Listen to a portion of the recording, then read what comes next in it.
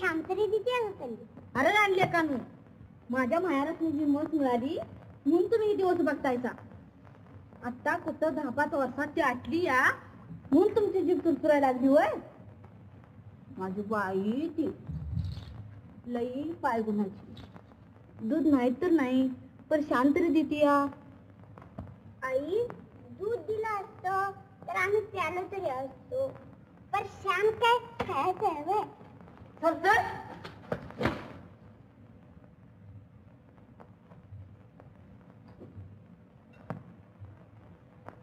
माझी बाई ती माहेराची मंगळाई